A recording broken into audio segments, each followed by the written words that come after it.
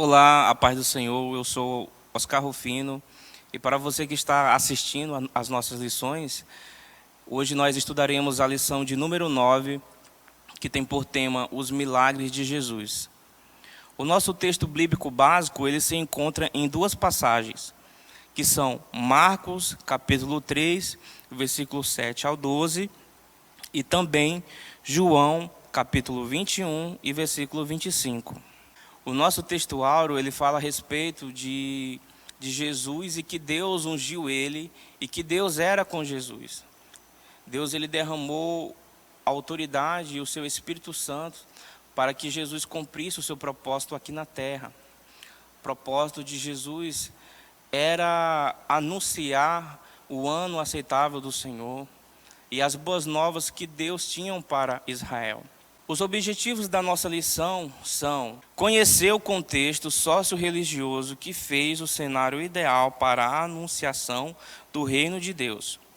Compreender que os milagres de Jesus não foram simplesmente demonstração de poder, mas de amor e de esperança para aqueles que viviam à margem da sociedade. Entender que o reino de Deus está relacionado ao tempo presente. Ele já chegou entre nós. Palavra introdutória. No Evangelho de Lucas, Jesus afirmou que uma profecia de Isaías cumpriria-se em sua vida.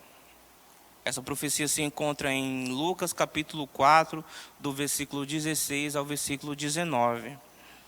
Ele era o Messias enviado por Deus para evangelizar os pobres, curar os quebrantados de coração, apregoar a liberdade aos cativos, dar vista aos cegos, dar liberdade aos oprimidos e anunciar o ano aceitável do Senhor. No nosso tópico 1, o contexto socio-religioso, historicamente havia muita infelicidade, como pobreza e fome, que afligia os contemporâneos de Cristo, as enfermidades corporais e as questões sociais também. No nosso subtópico 1.1, vamos ver e aprofundar mais sobre esse contexto social. Nas regiões da Palestina, Síria e no resto do Oriente, por toda parte encontrava-se mendigos, aleijados, cegos, coxos e leprosos. Jesus ia até essas pessoas, excluídas pela sociedade, sem acepção, e exercia o seu ministério sobre a terra. Nos dias de hoje, não é diferente. A igreja tem total acesso e liberdade para ações sociais e alcançar vidas necessitadas e pessoas à margem da sociedade, exercendo assim como Jesus. Jesus cita as palavras de Isaías, descrevendo o seu ministério de cura como uma demonstração do poder libertador do Senhor aos pobres e oprimidos, pessoas doentes, cegos e leprosos. O nosso subtópico 1.1.1, vamos estudar a questão da medicina no tempo de Cristo. A medicina na época de Jesus era limitada e por muitas vezes não se podia fazer nada ou ajudar, porque os médicos da época não tinham conhecimento que hoje os nossos médicos têm. Hoje nós temos acesso à anatomia humana, nós conhecemos a anatomia humana e todos os seus órgãos e tecidos e células, mas culturalmente, na época de Jesus, não se podiam tocar em corpos mortos. Então isso limitava a ação dos médicos em medicar, em de conhecer a dor, o problema que aquela pessoa tinha. Hoje é muito comum nós sermos medicados, nós fazermos uma cirurgia, porque os médicos eles já têm domínio e conhecem o nosso corpo por dentro. Mas Jesus ele veio atuar nessa área, pois assim como a cultura não permitia que se tocasse em corpos mortos, Jesus ele curava sem precisar cortar e sem deixar cicatriz, porque ele tinha todo o poder sobre toda enfermidade, sobre toda doença, e ele exercia a sua cura, os seus milagres, através do poder de Deus que estava sobre sua vida. No nosso subtópico 1.1, fala o contexto religioso. Jesus, por muitas vezes, ele foi indagado. E nesse caso, ele foi indagado pelos dirigentes das sinagogas por curar no sábado uma mulher aleijada. Segundo a tradição, era necessário guardar o sábado, e Jesus atua em sua compaixão no versículo de Lucas, capítulo 13, versículo 16. No nosso subtópico 1.3, nós vamos ver o cenário perfeito. Era o cenário perfeito para Jesus atuar ao seu ministério. O profeta Isaías já havia anunciado que o Salvador de Israel faria muitos prodígios. Os milagres relatados nas Escrituras não representam a totalidade das maravilhas de Jesus durante seu ministério de 3 anos. Né, irmãos? Nós sabemos que o ministério de Jesus ele foi muito curto comparado ao que nós fazemos hoje. Hoje nós atuamos no ministério, nós trabalhamos no nosso ministério, cada um com o seu chamado, cada um com a sua vocação, até o dia e o momento em que Jesus ele encerrar, né, e vier buscar a sua igreja. Mas Jesus, durante todo esse período de 3 anos, muitas coisas Jesus ele fez, né? Nós temos apenas alguns relatos bíblicos que Deus assim deixou para que nós viéssemos usar, para que nós viéssemos apregoar e demonstrar o poder de Deus, assim como o versículo de João, no capítulo 21 e versículo 25 fala: há, porém, muitas outras coisas que Jesus fez, e se cada uma dessas fossem escritas, cuido que nem ainda o mundo todo poderia conter os livros que se escrevessem. Né? Nós temos um conhecimento apenas de uma parte dos acontecimentos da época, dos prodígios de Jesus, aquilo que Jesus ele permitiu para que nós viéssemos conhecer, que nós viéssemos aumentar a nossa fé e confiarmos que Ele pode todas as coisas. Então, nós não temos conhecimento, nós nem conseguimos mensurar o quanto Jesus ele foi extraordinário em seu ministério. No nosso tópico 2, vamos ver os feitos do Messias. Os evangelistas, eles descrevem a maior parte das narrativas para as curas das mais variadas, como as de prodígio, maravilhas, sinais e obras são alguns exemplos. São alguns exemplos para registrar os feitos de Jesus. No nosso subtópico 2.1, nós vamos ver argumentos inconsistentes e refutação. Muitos estudiosos são céticos em respeito à historicidade dos milagres. Entretanto, o fato de pelo menos 3 dessas histórias ocorrerem tanto nos evangelhos sinóticos como em João atesta sua historicidade. Né? Nós sabemos que muitos milagres, muitos acontecimentos de Jesus, eles são relatados em vários livros através dos seus discípulos. Né? Então isso vem confirmar que aquilo que está escrito é verdadeiro, porque assim como João, Marcos, Lucas descrevem, Deus ele confirma na sua palavra para que nós venhamos confiar, para que nós venhamos termos fé e acreditarmos que Jesus ele opera milagre e que ele ainda continua operando milagres. Podemos citar 3 exemplos. Jesus caminha sobre as águas em Marcos, capítulo 6, versículo 35 e 52. E em João, capítulo 6, versículo 16 ao 21. Jesus acalma a tempestade, em Marcos, capítulo 4, versículo 35 e 41. E a grande pesca, em Lucas, capítulo 5, versículo 1 ao 11.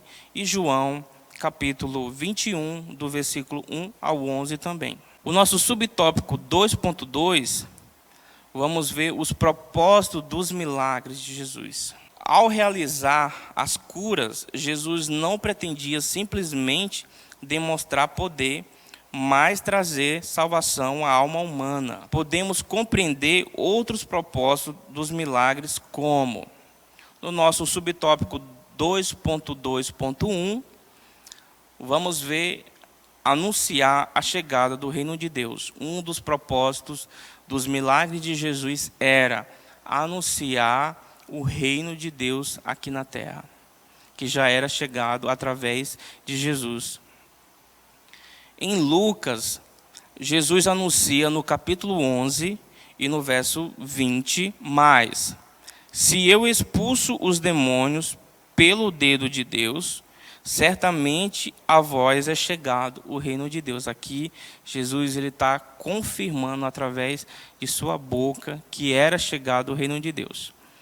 Jesus ele já estava no meio do povo de Israel, mas muitos ainda não viam, não tinham visto que esse reino era chegado. No nosso subtópico 2.2.2, promover o bem-estar do enfermo e a sua reintegração ao convívio social. Ao realizar milagres de cura, Jesus tanto trazia saúde física ao enfermo, como reentregava à sociedade, dando-lhe honra e dignidade. No nosso subtópico 2.2.3, promover justiça. Jesus também promoveu justiça ao realizar prodígios, pois ele fazia frente a toda a desigualdade de sua época. No nosso subtópico 2.3, Jesus ele exerceu 2 tipos de milagres.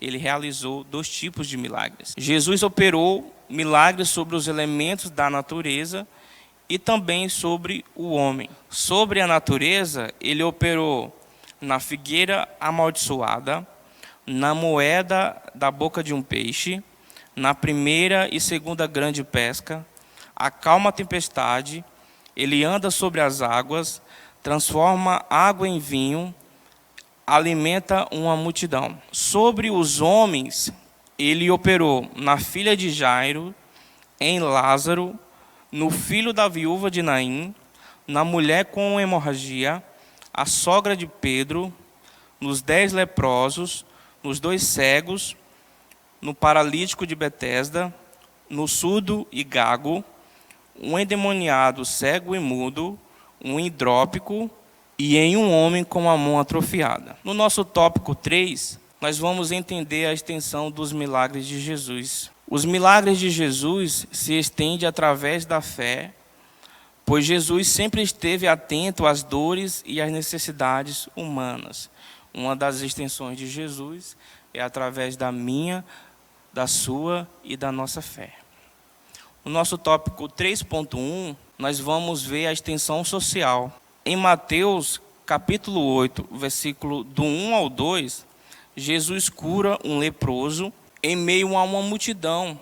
Mas aquele leproso sabia de sua condição social e que não podia andar em meio aos sãos, pois a sua condição recomendava para que ele tivesse total afastamento do convívio com outras pessoas.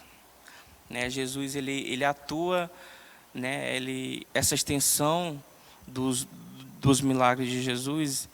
Aquele leproso ele não podia estar no meio daquela multidão, porque a lepra era algo contagioso nos tempos de Jesus, em que ele deveria estar afastado de todo contato e convívio social.